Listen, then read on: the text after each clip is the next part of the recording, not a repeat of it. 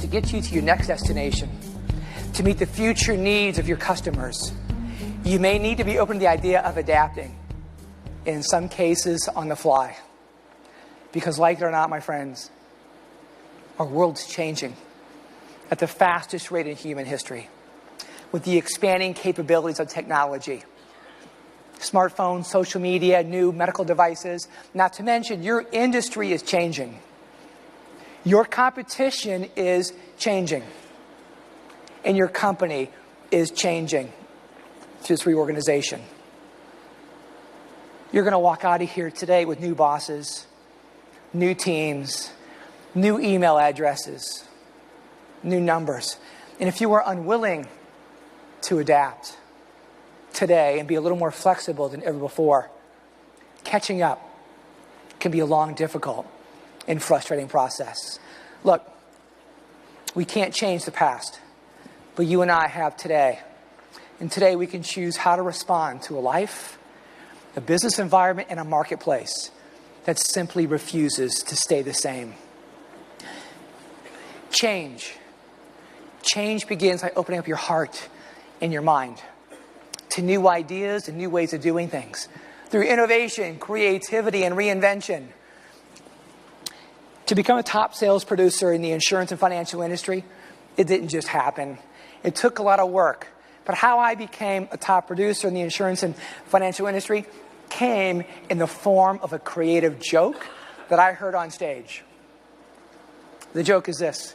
Do you know the difference between cold calling and referrals? Cold calling is God's punishment for not asking for that referral.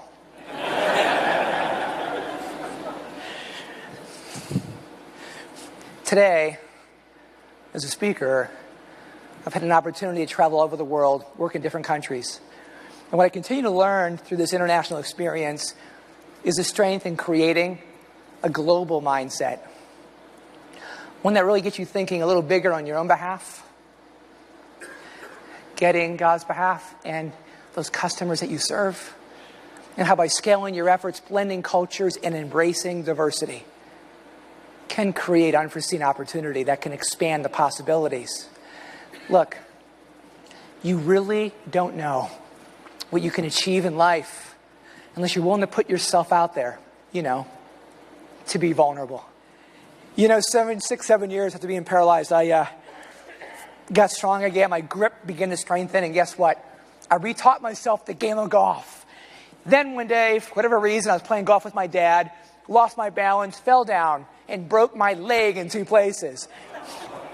And I bet you never thought golfing could be such a hazard to your health.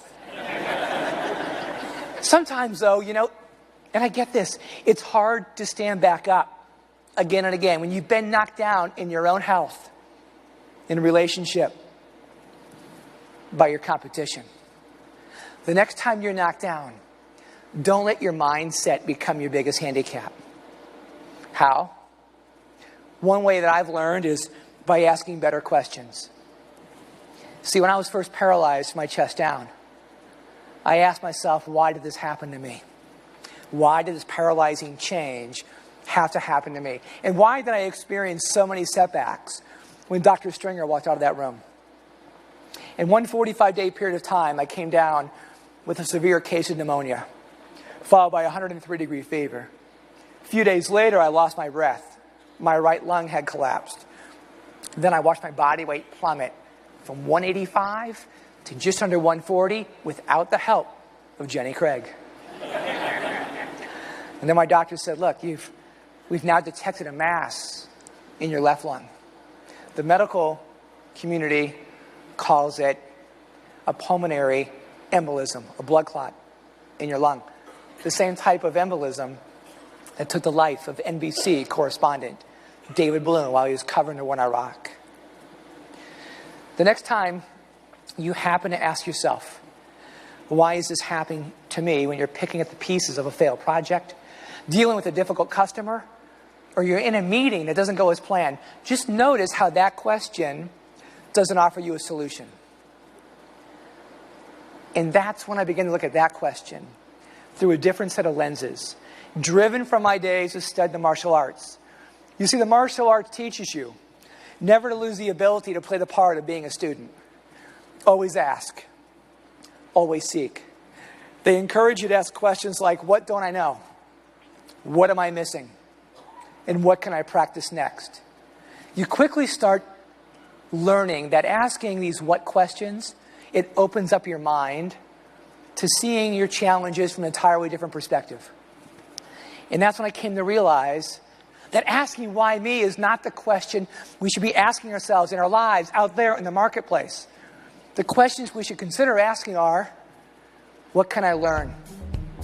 And what can I gain by embracing adversity and ongoing change, as opposed to resisting it? And the next time you do just that, notice this. It keeps you moving forward into your future.